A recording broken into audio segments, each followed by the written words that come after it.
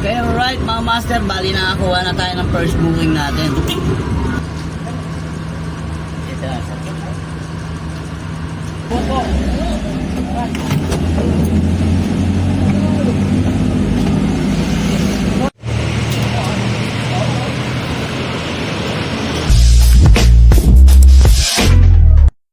Hey, what's up mga master? Good day sa inyo lahat. And for today's video, babiyahe tayo ng Lalamove. Bali, coding nga pala tayo mga master. Kaya dito lang tayo babiyahe. Mga past few days di tayo nakabiyahe. Kaya wala tayong upload na video. Kasi galing kami Pampanga. Tapos Pampanga, bumalik kami dito sa Malabon. Tapos diretso ng Tan sa Cavite. Kaya hindi ako nakapag-upload. Tapos ito, ginawa ko pa to. Nagpalitan ng fuel pump, fuel motor, tsaka fuel filter mga master. Kaya for today's video, babiyahe tayo. Pero dito lang kasi coding ako ngayon. Okay, alright. Abang na tayo mga booking mga master. Tara, let's go! Okay, alright mga master. Makapag-vlog lang pala tayo habang nag-drive tayo. Kasi nakita ko na yung mount ng na pwede ko idikit yung cellphone ko. Kaya makapagkwentuhan tayo habang nagbablog ako. Okay, tara, let's go! Hindi pa maganda yung quality ng video natin kasi cellphone lang ginagamit ko mga master. Kaya ito, test muna tayo sa cellphone kasi wala pa pambili ng mga battery nung sports cam natin. Nabili ko lang sa Ecom nandiyon. Akaso Go Brave 7 LE. Kailangan may mga extra yung battery kasi medyo mabilis malobat. Okay, antayin na tayo ng booking para medyo kumita tayo ngayong araw na to kahit coding tayo.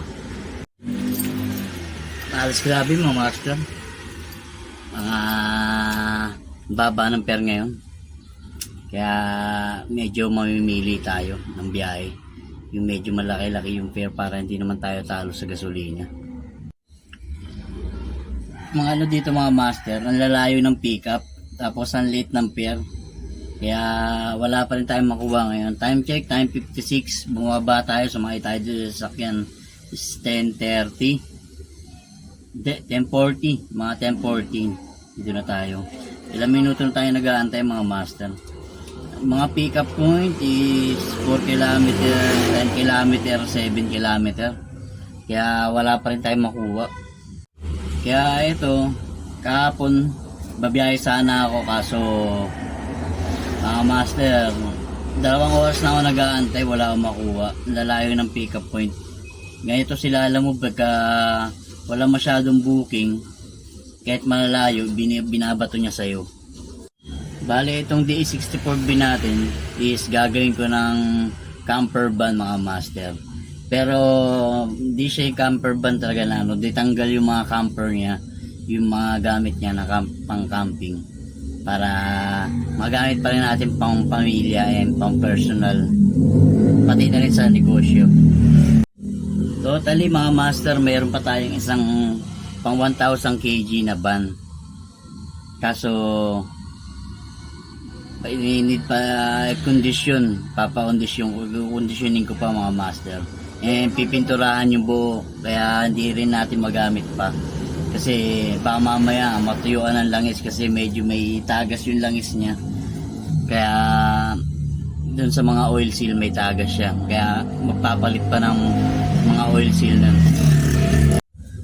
Bala ito, baka kumuha lang tayo ng 2 booking paalis tapos balik na tayo. Para may ma-upload lang ako ngayon mga master. Dahil coding naman tayo ngayon. Meron na sana tayo nakuha mga master, kaso 600 kg binok. Tapos yung sinabi ko na tinawagan ko, sabi ano daw yung sasakyan ko, sabi ko minivan. Ano ba yan, yung 20 seater po, sabi niya. Kaya nangyari, sabi ko hindi, 7 seater lang, mga 7 seater lang to. Hindi daw kakasya, pero wala daw 600 kg. Pero mga bulky siguro, kaya ano, kailangan siguro L300, pero sa 600 kg nila binok. Ganito problema sa 600 kg o 300 kg kasi minsan yung gusto nila 300 kg nila binok pero darating sa kanila L300. O kaya 600 kg binook, tapos gusto nila H100 or L300 darating sa kanila. Okay, antay pa rin tayong booking mga master. Update ko kayo pag meron na. Okay, alright mga master, bali nakakuha na tayo ng first booking natin. Okay, papuntang Caloocan South Lantoto, Paco, Manila mga master. Sa halagang 449 na ang pick up location is, layo ng pick up location is 2 km mga master. Tara, pick upin na natin to. Tara, let's go. Medyo mayroon lang ito mga master, no? Magbubuksin na lang alanganin. Tapos alas 12 daw break time daw doon. Kaya medyo inaabol natin para di tayo abutan ng break time, ma-deliver kagad natin yung item nila. Tara, let's go. Okay, alright mga master, na-pick up na natin yung mga ano natin. Pumunta na tayo sa drop-off location. Ang layo ng drop-off location is 9.3 km. Nagkakalaga to ng 449 mga master. Tara, let's go. Hindi ko nakasabayan mga master para mabilis ko ma-deliver. Tsaka malapit lang naman, 9 km. Mahirap nang sabayan, baka palayo pa tayo. Ayoko rin kasi lumayo muna kasi yung rack end natin may tama pa. Baka mamaya mahirap na. Kasi tumitigas yung manibela ko eh. Parang umiipit yung sa rack end niya. Papalitan pa natin bago tayo sa 28 kasi may biyahe kami pa Nueva Ecija. Bago tayo pumunta ng Nueva Ecija. Alright mga master, bayan dito tayo sa drop off location. Cargo pala to. Tara, baba natin. 470. Kasabay siya hunting. Ha? Kasabay hunting. Oo, kasama niyo sir. Salamat mo.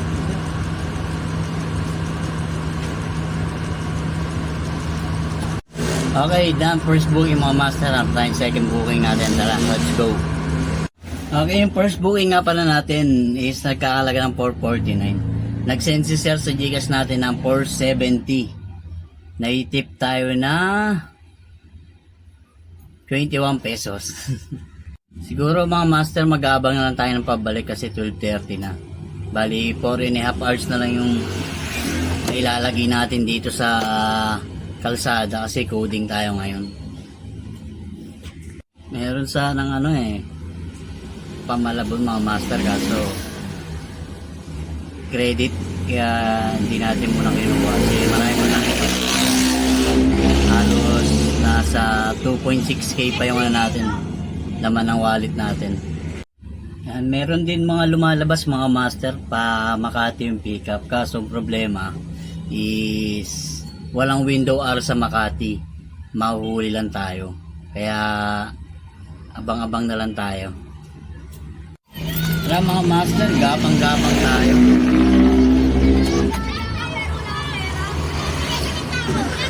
Pauwi sa atin kasi update ko kayo pag may makukuha tayong malapit-lapit sa atin. Tara. May nag-comment pala sa atin nakaraan mga master kung okay daw ba kitaan dito sa minivan. Dalawang klase kasi sa minivan kategory niya, 300 kg and then 600 kg mga master. Pero ako, mas pinili ko yung 600 kg kasi sa tingin ko mas maganda kitaan sa 600 kg kung pa isa-isang booking lang. Kasi sa 300 kg, kailangan para kumita ka ng gusto, kailangan lagi may kasabay yung mga booking mo. Sa 600 kg, pwede mong idiretso kagad yung isang pag malapitan lang. Okay? Yun lang mga master. Tsaka baka next upload ko ng video, turuan ko kayo paano makakuha ng minivan na parang naguhulog ka lang ng NMAX mga master. NMAX or kahit anong motor. Ito, hindi ko pa tapos hulugan to. Itong minivan natin. Pero at least nagagamit natin pang hanap buhay mga master. Tuturo ko rin sa inyo, i-vlog ko sa inyo kung saan galing to. I-sabihin ko sa inyo saan galing at magkano ang natin. At least di ba naka 4 wheels tayo. Napagawa ko na dati aircon nito kaso nasira ulit. Nawalan yata ang preno tsaka langis yung compressor kaya tumigas yung compressor, hindi na bumubomba ng gusto. Kumbaga nai-stuck siya kaya kaya natin kung ano magagawa natin. Magawa natin yung aircon nito. Alam, matumal talaga sila alamog ngayon mga master. Tsaka hindi ako makakuha ng malayuan kasi coding nga tayo. Ano oras tayo makakauwi niyan pag ano. Kaya taste muna. Pero may plano rin naman tayo mga master. Mag-upgrade tayo ulit ng 2 tons. Aluminum 2 tons. Kuha tayo. Kasi mas maganda kita sa aluminum close band eh. Na-try ko na yan eh. May close band tayo dati so pinahulugan ko na lang dun sa ano kasi masyado malaki para sa akin. Nalalakihan ako ng sukat kasi sukat niya pang 6 wheeler eh. Ganun natin ipasok sa 3,000 kg mga master kaso hindi kaya. Dumada pa masyado. Okay right mga master, nakakuha tayo ng booking pauwi. Bali Valenzuela to, medyo malapit-lapit na sa atin to. Na Manila to Valenzuela, sa Labrang papuntang Valenzuela para maka-tour ng banda. Kaya okay ito sa Lagang.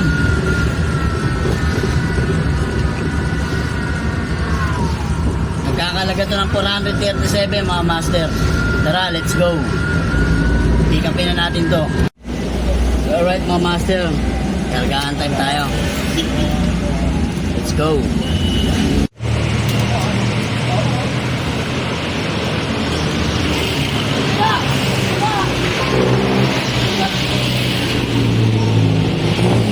Okay, alright, daan-daan lang tayo mga master kasi masyado mabigat yung dala natin. Pero malapit na naman to, 10 km na lang pagitan. Kaya tara, let's go. Ngayon ko mga master, parang 1 tons na tong karga natin. Kasi 20 peraso to eh. Kung nasa 20 kilos, 1,000 eh. Kasi hirap na hirap sila kayo na magbuhat eh. Dahil talaga mga gulang na cost na mga master. Problema lang dito sa Valenzuela mga master, medyo traffic. Kaya ano, so sayang kasi wala tayong pauwi eh. Pero tingnan pa natin kung kaya pa natin makakuha ng pangabandang pang Malabon para mga 3 biyahe tayo ngayon. Pero pag di na kaya, diretso uwi na tayo kasi coding tayo ngayon, baka mahuli pa tayo. Pero right mga master, dito tayo sa drop off natin. Pagtaas na ito, uwi na tayo kasi 2:36 PM na mga master. Kaya uwian na to, baka abutan tayo ng alas 5. Okay, alright mga master, tapos na natin ibaba yung mga karga natin. Okay, update ko kayo kung ano mangyayari sa atin, kung makakuha pa tayo or diretso uwi na. Tara, let's go. Okay, alright mga master, bali pa uwi na tayo. Hindi na tayo kuha ng booking, baka abutan tayo ng alas 5 sa daan. Okay, tara, let's go. Okay, dito ko natatapusin tong vlog natin mga master. Bali nakauwi na tayo. Nakadalawang biyahe lang tayo. Papunta doon sa Paco, tsaka pabalik Valenzuela. Kaya medyo okay na rin. Kumita rin tayo kahit paano. Siguro mga 600, kumita rin tayo mga 600. Kaya abangan lang natin bukas, mag-upload ulit ako bukas para maabol ko yung mga araw na wala akong upload.